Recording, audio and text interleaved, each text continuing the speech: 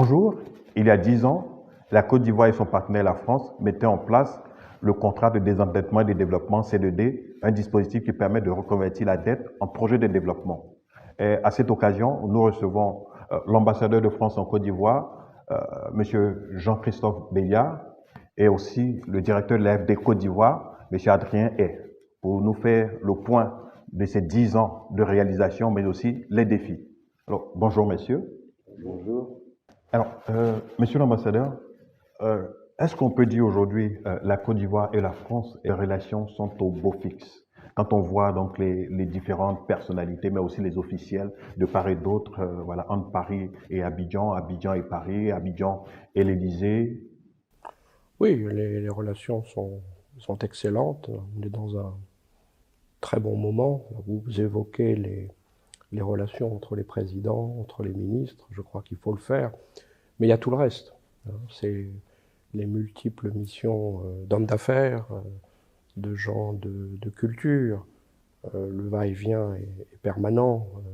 Didi B était au Casino de Paris avec Tamsir, Roselyne Layot, dans des grandes salles parisiennes, des salles combles, la relation culturelle, parce qu'au fond c'est ça qu'on a le plus en commun, c'est cette culture, cette langue, ces deux peuples qui se connaissent, qui se fréquentent depuis longtemps. Donc oui, les relations sont absolument excellentes. Parlant d'excellentes relations, je pense qu'il y a 10 ans, comme je l'ai dit tout à l'heure, est en place donc le contrat de désendettement et de développement C2D. Alors, on est aujourd'hui à 10 ans. Quel est le bilan qu'on peut dresser éventuellement donc de ce dispositif, monsieur le directeur de l'AFD Côte d'Ivoire? D'abord, le C2D, c'est des financements importants, massifs, puisqu'on parle de près de 2000 milliards de francs CFA. C'est des financements aussi qui ont été prévisibles, donc qui ont permis d'accompagner des projets sur le long terme, ce qui n'est pas toujours le cas, et donc de prévoir des phases d'expérimentation, de mise à l'échelle, de capitaliser sur ce qui a marché ou ce qui a moins marché. C'est aussi des financements structurants, vu le montant et la prévisibilité de ces financements, on a pu véritablement accompagner des politiques publiques, des réformes, comme la réforme du collège, la réforme de la formation professionnelle ou la réforme foncière. C'est un dispositif aussi qui a été capable de s'adapter, qui a fait preuve de flexibilité. Par exemple, pendant la crise d'Ebola ou de la Covid-19, il y a des fonds du C2D qui ont été réorientés pour participer, pour contribuer à la riposte nationale ivoirienne à ces épidémies.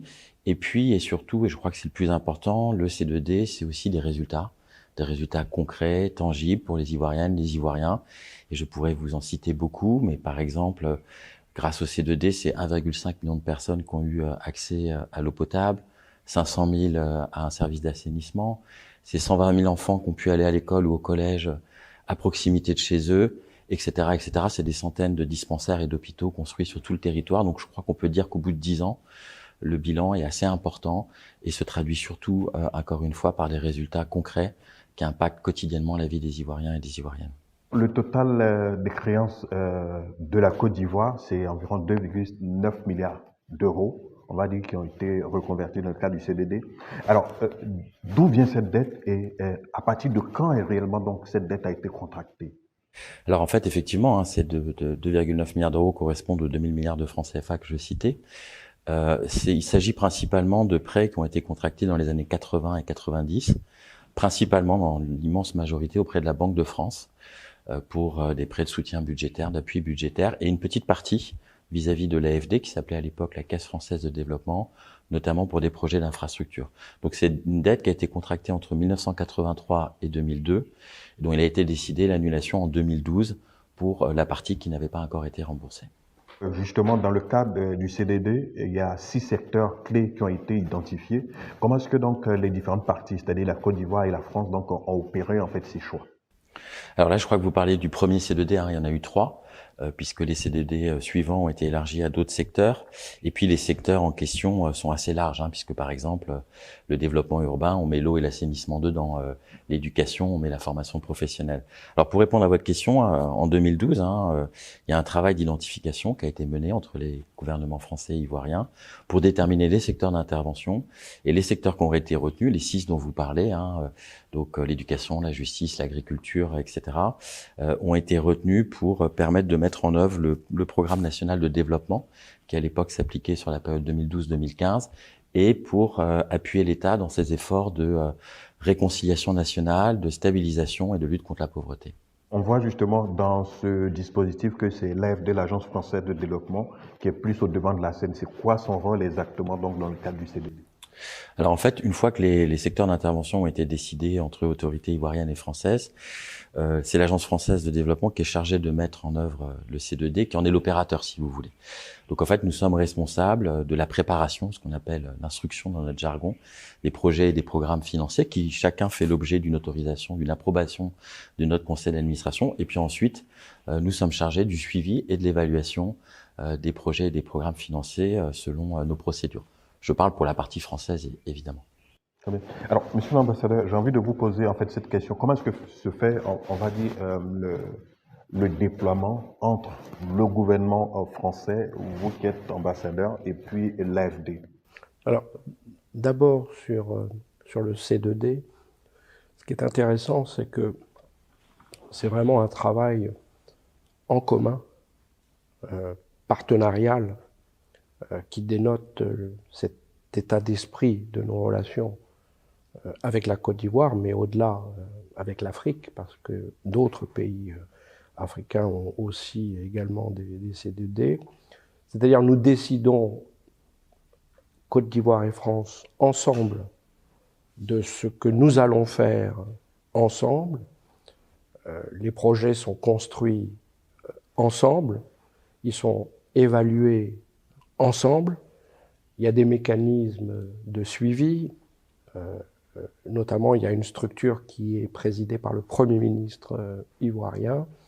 C'est ce qui vient de se passer 10 ans après, où on fait le point sur ce qu'on a fait ensemble.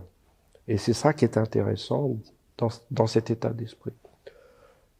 Deuxième chose, c'est que ce que la France fait avec la Côte d'Ivoire en Côte d'Ivoire, c'est pas que le C2D. Le C2D, c'est une chose. C'est une chose importante. On a mentionné 2000 milliards de francs CFA, c'est pas rien. Mais même pour l'AFD, ce n'est qu'une partie de ce que fait l'AFD, parce que l'AFD fait le C2D, mais aussi tout le reste. Aide budgétaire, aide projet sous forme de prêt. Et puis, l'AFD, c'est la moitié de ce que la France fait en Côte d'Ivoire, parce que l'autre moitié, c'est le Trésor, le ministère des Finances, avec également des aides budgétaires et des aides aux entreprises qui investissent en Côte d'Ivoire. Pour vous donner un exemple, pour les 5 années à venir, l'enveloppe est de 5 milliards d'euros. Moitié AFD, moitié Trésor. 5 milliards d'euros, c'est 3500 milliards de francs CFA. Donc ça permet aussi de relativiser ce que représente le C2D. Le C2D, c'est important, mais le C2D, ce n'est qu'une partie de ce que la Côte d'Ivoire et la France font ensemble. Pourquoi je dis ça? Parce que on arrive au dernier C2D. Et donc la question qu'on peut se poser, c'est et après le C2D? Après le C2D, il y aura tout le reste que je viens de mentionner. Sinon, sur les relations entre l'ambassade et l'AFD, elles sont quotidiennes, constantes. C'est l'AFD, son directeur, ses équipes qui instruisent les dossiers, qui font le suivi des dossiers, mais on le fait ensemble, avec les ministres ivoiriens, avec le gouvernement ivoirien, et en totale symbiose entre nous, Français, et avec les Ivoiriens. On a évoqué les 6 secteurs clés qui ont été choisis. Pour vous, aujourd'hui, quand on regarde, quel est vos réussites les plus significatives, justement, donc, dans ces 6 secteurs? Ou alors on a quelque chose qui soit réellement constant et bien fait? Alors bon, des réussites, il y en a beaucoup. Encore une fois, pour moi, les réussites, c'est les résultats concrets pour les gens. C'est ça qui compte. C'est le sens de ce qu'on fait. C'est le sens ici comme ailleurs d'ailleurs. Donc je vous en ai cité quelques-unes tout à l'heure. Je peux en citer d'autres. Par exemple, c'est le C2D, c'est 500 kilomètres de routes et de pistes qui ont été réhabilités sur tout le territoire. C'est des ouvrages de franchissement pour désenclaver les zones rurales. C'est par exemple l'autoroute du Nord et de l'Est qui relie la Côte d'Ivoire au Mali, au Ghana et au Burkina Faso. C'est 310 000 hectares d'aires protégées qui ont été préservés. C'est des milliers d'hectares de périmètres agricoles aménagés. C'est du soutien aux cotonculteurs. C'est tout ça, en fait. Les réussites du C2D, c'est ça. Et je pourrais aussi citer des grandes infrastructures qu'on a contribué à construire ou à moderniser. Par exemple, le pont Félix Houphouët-Boigny. C'est aussi une des réussites du C2D, l'Institut national polytechnique Houphouët-Boigny de Yamoussoukro et ses grandes écoles. Ça aussi, c'est le C2D, le grand marché de Bouaké, que vous connaissez sans doute, le futur marché de Yopougon, mais aussi les nouvelles pharmacies de santé publique, les centres d'action civique, les cours d'appel de Daola ou de Korogo, le tribunal de première instance de Bingerville, c'est tout ça le C2D. Et puis peut-être plus récemment, par exemple, on a contribué à notre façon avec le C2D à la réussite et au succès de la Cannes, puisque la Cannes a été unanimement saluée comme la Cannes de l'hospitalité et avec le C2D, on a appuyé le déploiement de 10 000 des 20 000 volontaires de la Cannes qui ont fait de cette compétition une réussite, en particulier en termes d'accueil et d'hospitalité. Voilà des réussites qu'on peut mettre au crédit du C2D. Là-dessus, on a fait beaucoup, premier et deuxième C2D, beaucoup d'infrastructures. Ça correspondait à la priorité des autorités ivoiriennes. Et il fallait le faire. Les infrastructures s'étaient beaucoup dégradées, donc il fallait le faire. Avec le troisième C2D, on est plus dans le qualitatif, l'humain, des programmes très forts dans le domaine de la jeunesse, parce que c'est une priorité absolue du gouvernement. L'année dernière était l'année de la jeunesse, cette année aussi, avec un ministre en charge de la jeunesse qui est quelqu'un qui pousse beaucoup, le service civique, l'école de la seconde chance, tout ce qui est formation professionnelle, que les jeunes puissent effectivement trouver un emploi, le créer eux-mêmes ou le trouver, avec des formations adaptées à notre temps. Tout un soutien aussi, là c'est autre chose que le C2D, mais avec la Proparco, mais ça aussi c'est l'AFD. Tout ce qui est start-up, investissement dans l'économie de demain, numérique, trouver des possibilités pour cette jeunesse ivoirienne qui est pleine de rêves, pleine d'ambition, et le coup de pouce qui peut leur permettre d'aller de l'avant et de créer de l'emploi. C'est ça qui est important, créer de l'emploi. On travaille aussi beaucoup la transformation des produits agricoles. La Côte d'Ivoire est un grand pays agricole. Pour pouvoir transformer en Côte d'Ivoire les produits de la Côte d'Ivoire, ne pas acheter les noix de cajou transformées, mais les transformer, ne pas acheter le chocolat, mais de transformer le cacao ici, avec aussi une idée de industrialiser l'ensemble des territoires ivoiriens, l'Ouest, le Nord, le Grand Nord, là où se trouve le cacao, là où se trouvent les noix de cajou. Voilà un peu la philosophie aujourd'hui. Infrastructure, beaucoup, et maintenant on est vraiment dans le capital humain, parce que c'est la priorité actuelle de la Côte d'Ivoire. Sans négliger les infrastructures, parce qu'on continue, évidemment. J'ai envie de vous demander comment est-ce que vous mesurez en fait l'impact de différents projets? Alors d'abord, on essaye de recenser, de consolider les résultats au fil de l'eau. Après, il y a des moments plus formels qui permettent de le faire. des évaluations à mi-parcours qui sont systématiques, des rapports d'achèvement. Donc ça nous permet de compiler les résultats des projets qui sont accompagnés pour voir s'ils sont conformes aux objectifs sur lesquels on s'était engagé initialement. Et puis ensuite, on mène ce qu'on appelle des évaluations, plusieurs années après la fin des projets, parce que sinon vous pouvez pas mesurer les effets structurants. Et ces évaluations, elles vont permettre d'aller au-delà des éléments quantitatifs et de mesurer ce qui qualitativement il y a eu un impact positif ou pas. Je vous donne un exemple très concret. Par exemple, si on a financé la construction de salles de classe, on va mesurer combien d'élèves ont pu aller à l'école ou être maintenus à l'école, notamment les filles, grâce au projet, mais on va aussi mesurer la qualité des apprentissages qu'ils ont reçus pour s'assurer, pour savoir si cet apprentissage s'est amélioré ou pas. Et puis enfin, mais de façon moins systématique, parfois on finance des évaluations dites scientifiques qui sont beaucoup plus lourdes et qui là sont très utiles en termes de capitalisation et d'aide à la décision future sur d'autres projets qu'on pourrait financer. Ces évaluations, elles sont faites avec les autorités ivoiriennes. Bien sûr. Tout ce que nous faisons, depuis l'identification du projet jusqu'à l'évaluation, sont faits ensemble avec les autorités ivoiriennes. Il y a toute une série de structures pour cela. Et c'est ça qui est important, c'est cet état d'esprit, ce travail en commun. Justement, est-ce que c'est facile donc de coordonner entre gouvernement, quelquefois société civile, mais également donc l'AFD, on va dire la France, etc. Donc on arrive réellement donc à coordonner plus facilement donc sur les projets, les actions et tout ça. Sans oublier bien sûr qu'il y a des actions donc du gouvernement et un certain nombre de projets qui sont liés donc on va dire au CDD. J'ai envie de dire, pour simplifier, les priorités de la Côte d'Ivoire sont nos priorités. C'est parce que ce sont des priorités de la Côte d'Ivoire que ça devient nos priorités. C'est nous qui nous adaptons aux priorités de la Côte d'Ivoire. Premier C2D, deuxième C2D, les priorités de la Côte d'Ivoire, c'était surtout les infrastructures. On a fait des infrastructures. Là, maintenant, pour le C2D3, les priorités restent les infrastructures, mais de plus en plus le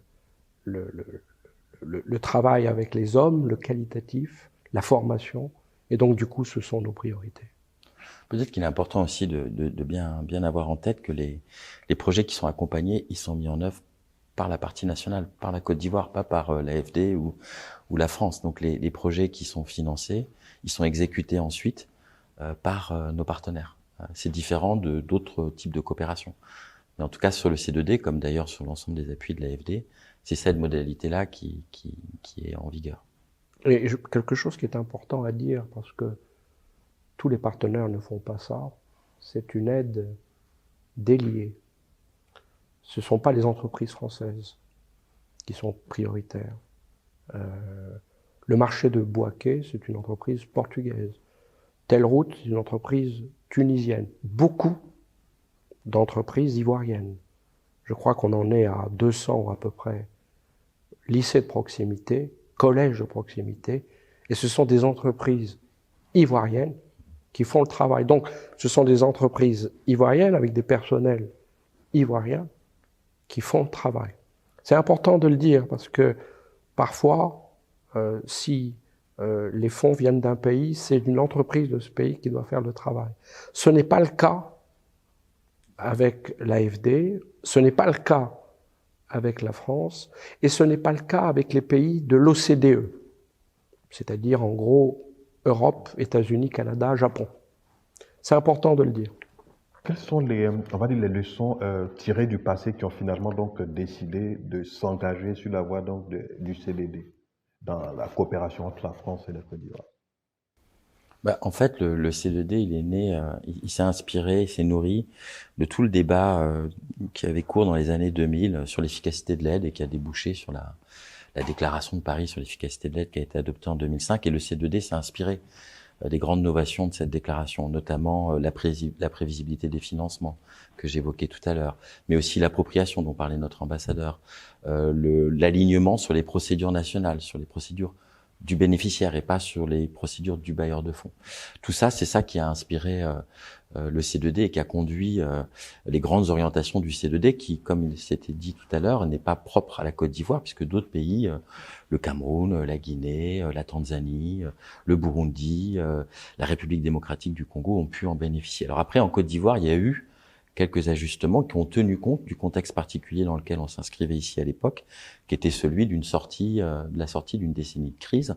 Et par exemple, par rapport à ce qui était prévu initialement, c'est plutôt l'aide projet qui, au moins dans un premier temps, a été privilégiée par rapport à l'aide budgétaire. Et on a aussi décidé d'élargir le nombre de secteurs d'intervention au vu du montant qui était disponible, qui était très important, mais aussi au vu des besoins, qui étaient très importants également. Ces orientations qui ont guidé la manière dont a été construit le C2D en Côte d'Ivoire. Alors, quelle est l'implication, on va dire, des communautés locales, mais aussi de la société civile dans ce dispositif? Alors, c'est deux choses. D'abord, les communautés locales, on essaie de les associer dès la phase de préparation des projets. Ça dépend beaucoup de la nature du projet financé et de la manière dont il est monté. Mais c'est le rôle notamment des études de faisabilité qui ont toujours un volet environnemental et social pour s'assurer que les besoins des populations locales sont bien pris en compte. Et puis au moment de l'exécution, notre ambassadeur parlait tout à l'heure des mécanismes de coordination et de pilotage qui étaient assez poussés sur le C2D.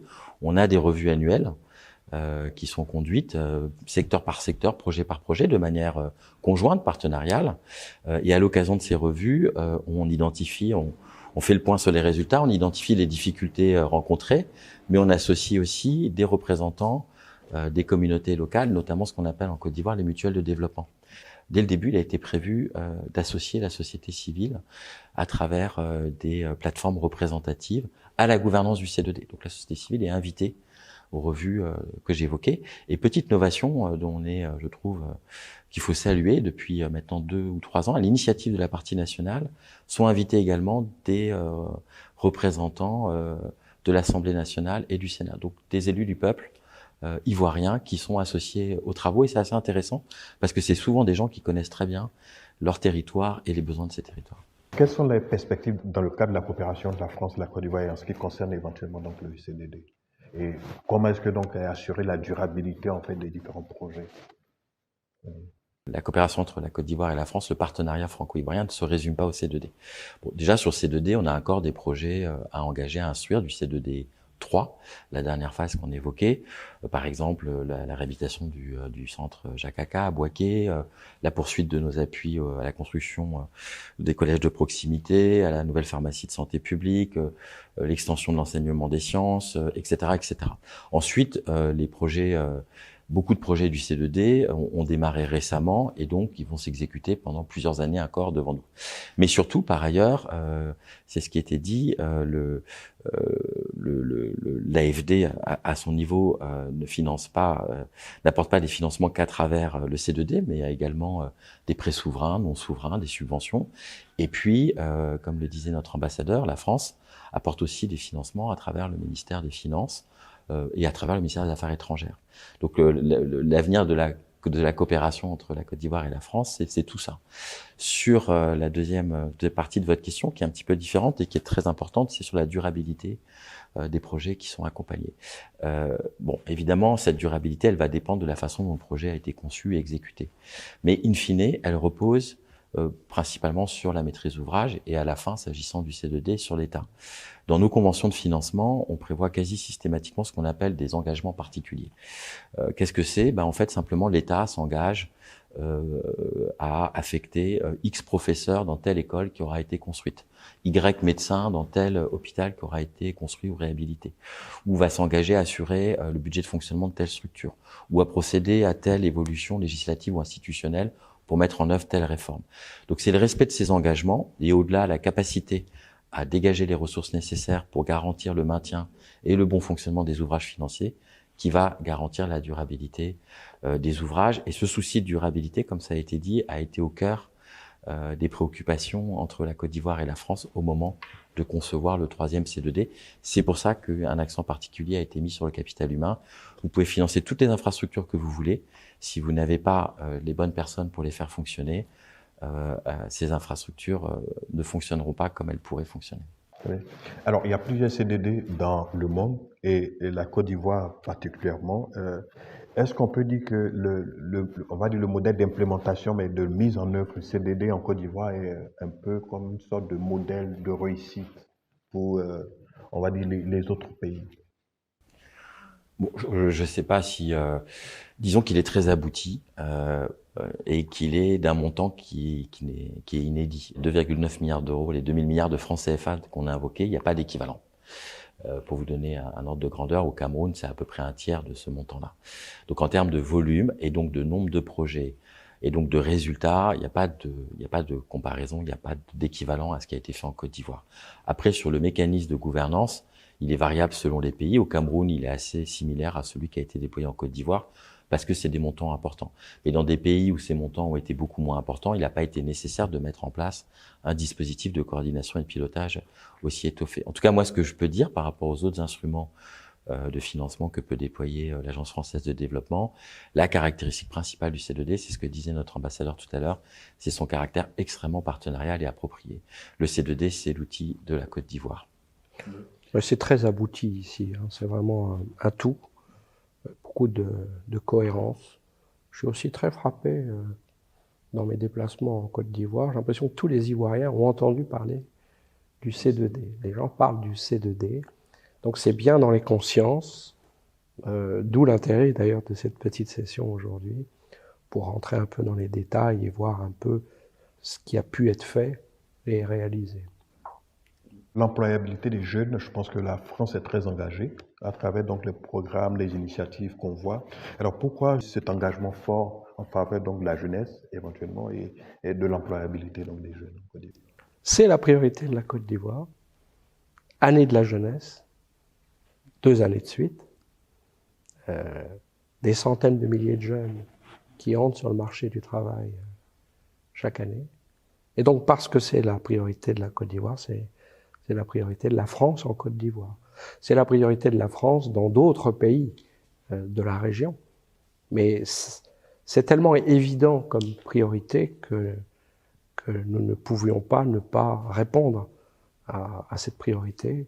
Et donc tout ce travail, je le vois au quotidien, formation professionnelle, éducation de base, collège à proximité, enseignement supérieur, enseignement scientifique, enseignement des mathématiques, ensuite école de la seconde chance, ensuite service civique. Tout ça, ce sont des expériences et des projets qui sont menés en Côte d'Ivoire avec un budget considérable. Vous avez entendu le chiffre, 1 milliard de francs CFA par jour mis en œuvre par la Côte d'Ivoire. Je crois que l'apport de la France est 90 milliards sur l'employabilité. Sur l'employabilité. Si on ajoute moi, personnellement, j'aurais presque préféré que ce soit encore plus, puisque je vois bien que c'est une très, très grande priorité. Alors, dans le cadre, justement, des mesures spécifiques de l'AFD, quelles sont les actions pour soutenir les jeunes en Côte d'Ivoire, favoriser, en fait, la création d'entreprises, d'emplois chez les jeunes? D'abord, je pense que il faut bien insister sur le fait que c'est un enjeu majeur. Je crois que c'est un peu plus de 2 tiers de la population ivoirienne qui a moins de 35 ans. Il y a à peu près un peu plus de 300 000 jeunes qui arrivent sur le marché du travail chaque année. Et je crois qu'il y a 120 000 postes d'emploi dans le secteur formel en Côte d'Ivoire. Donc il faut inventer, trouver des opportunités au moins pour les 180 000 jeunes qui n'auront pas un emploi directement. Donc cette thématique, cette problématique, elle est au cœur de nos interventions. Il y a tout ce qu'on fait, ce qui a été dit en matière d'éducation, de formation professionnelle, d'apprentissage, d'enseignement supérieur, de formation technique, mais il y a aussi des programmes spécifiques sur l'insertion professionnelle et citoyenne de la jeunesse. Il y a 3 axes. Le renforcement de l'employabilité des jeunes, l'entrepreneuriat et le volontariat. Le renforcement de l'employabilité, qu'est-ce que c'est? C'est des stages, c'est des chantiers écoles, c'est des petites formations qui sont offertes à des jeunes qui sont déjà diplômés, qui ne le sont pas, mais aussi à des jeunes qui sont sortis de la route, des jeunes vulnérables à qui on offre une 2e ou une 3e chance. L'entrepreneuriat, c'est des dispositifs d'appui en région, déconcentrés, avec les agences emploi jeunes et les conseils régionaux, pour accompagner les jeunes qui recherchent un financement et un accompagnement technique pour monter une entreprise. Donc c'est la structuration de business plan, c'est des petits financements d'amorçage, parfois des prêts d'honneur, parfois des subventions. Et puis le volontariat, et je crois que c'est important, c'est aussi tout l'engagement qui est proposé, citoyen qui est proposé aux jeunes qui souhaitent s'engager pour leur pays, avec notamment des dispositifs d'échange entre la France et la Côte d'Ivoire. C'est ces trois axes des dispositifs qu'on appuie en matière d'insertion professionnelle et citoyenne de la jeunesse. En tout, c'est 120 000 jeunes qui ont été accompagnés ou qui vont l'être vers l'emploi, vers l'entrepreneuriat ou sur du volontariat.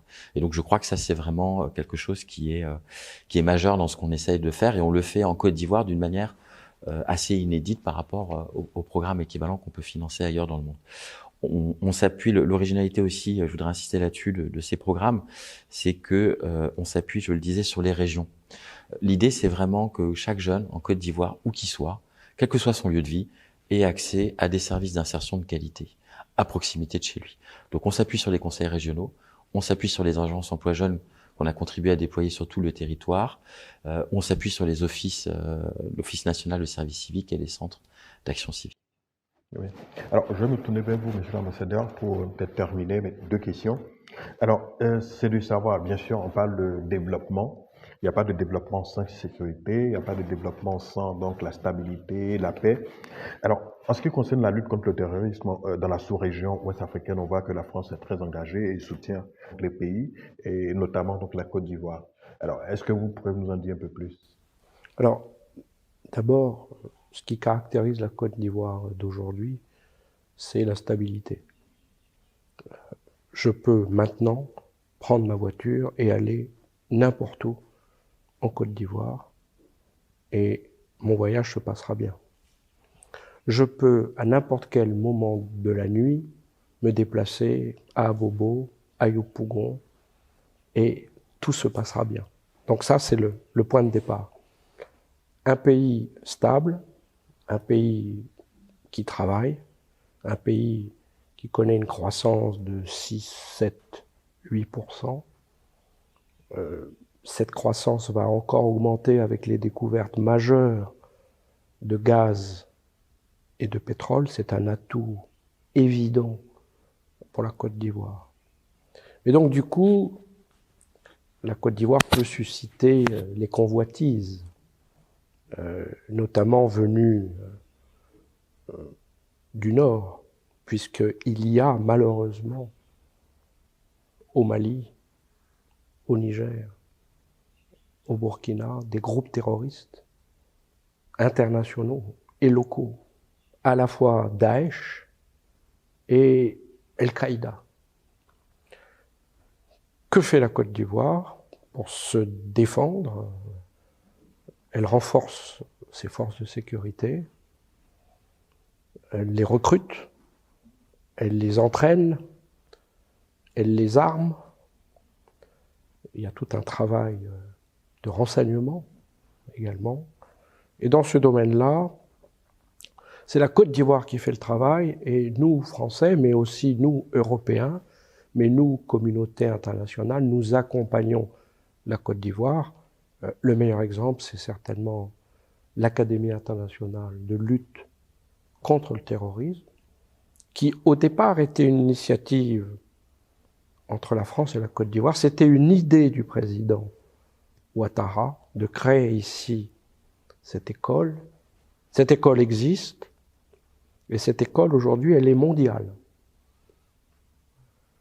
Elle concerne l'ensemble du continent. Elle est financée par le monde. Les Australiens sont là, les Norvégiens sont là, les Américains sont là, l'Union européenne est là. Et donc c'est aux pays de la région de se défendre, de se déployer. L'idéal, évidemment, c'est que les pays de la région travaillent ensemble, se coordonnent, notamment l'initiative d'Accra, que la Côte d'Ivoire et le Ghana puissent se coordonner dans la lutte contre le terrorisme. Cela fait 3 ans maintenant que la Côte d'Ivoire n'a pas été attaquée, ce qui fait la démonstration que le travail de la Côte d'Ivoire paye, à la fois dans les mesures sécuritaire, mais aussi dans les programmes de développement.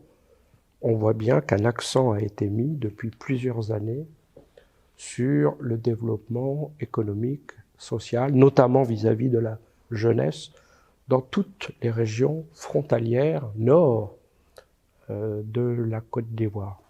On voit qu'il y a une cohérence. La Côte d'Ivoire fait ce qu'il faut faire. Et nous, Français, en tant que France, mais de plus en plus en tant qu'Européens, nous accompagnons cet exercice. Vous avez noté il y a quelques jours la visite du président du Conseil européen, Charles Michel, qui est d'ailleurs allé visiter l'Académie internationale de lutte contre le terrorisme. Le mot important, c'est le mot international dans l'Académie internationale. Il en a parlé avec le président Ouattara. Vous avez remarqué qu'un certain nombre de délégations américaines se déplacent, y compris aujourd'hui ou hier, en Côte d'Ivoire. Et je pense que c'est dans l'intérêt de la Côte d'Ivoire de renforcer ses partenariats pour mieux se prémunir contre d'éventuelles attaques. Mais il vaut mieux être fort que pas. Et aujourd'hui, la Côte d'Ivoire est forte. Oui. Alors, à vous entendre parler, c'est comme si vous déploriez un peu quelquefois donc les pays du Sahel qui sont aujourd'hui donc plus la cible Mali, Burkina, du terrorisme qui réellement donc devaient travailler en commun avec la Côte d'Ivoire, qui aujourd'hui donc sont dans une autre logique, on va dire, de défense et de sécurité donc pour leur pays. Ce qui se passe dans le Sahel a des racines purement sahéliennes, mais a également des racines internationales. Le terrorisme global s'est déployé au Proche et au Moyen-Orient il y a une dizaine d'années. Une coalition globale a été mise en place, la coalition globale contre Daesh, qui a réussi. Daesh a été en large mesure éradiqué de ces pays. Résultat, ces forces terroristes globales se sont déplacées vers l'Afrique, pas uniquement dans le Sahel, également en Égypte, en Somalie, au Soudan, au Mozambique, voire dans l'est de la RDC. Et donc c'est un combat global. Sur l'affaire syrienne, c'est le monde entier qui a répondu présent et qui s'est battu contre ce terrorisme. Ce que l'on peut en effet regretter, c'est qu'un certain nombre d'outils avaient été mis en place dans les pays du Sahel. Il y avait au Mali une opération majeure des Nations Unies, il y avait des éléments européens, il y avait des éléments français, il y avait des éléments américains. Et nous estimons, nous pensons que l'union fait la force. La solidarité aurait permis peut-être de plus facilement combattre le terrorisme. Aujourd'hui, nous souhaitons bonne chance à ces pays. Notre intérêt, n'est pas que le terrorisme progresse, parce que s'il progresse, il touchera d'autres territoires, aussi bien au sud qu'au nord. Mais force est de constater, les chiffres sont là, que les actes de terreur se multiplient jour après jour. Quand on regarde les chiffres, le terrorisme ne régresse pas dans ces pays, mais au contraire augmente. Et oui, on peut du coup regretter ce qui avait été construit auparavant, qui était une coordination globale, mondiale. Le problème du terrorisme est un problème mondial, global. C'est l'intérêt de la société internationale, de la communauté internationale, de combattre le terrorisme. En tout cas, merci beaucoup, messieurs. Merci, Merci. monsieur l'ambassadeur, et vous, monsieur Adrien Hay. Je rappelle que vous êtes le directeur de l'AFD Côte d'Ivoire, et Excellence, monsieur l'ambassadeur de France en Côte d'Ivoire. Merci. Merci beaucoup.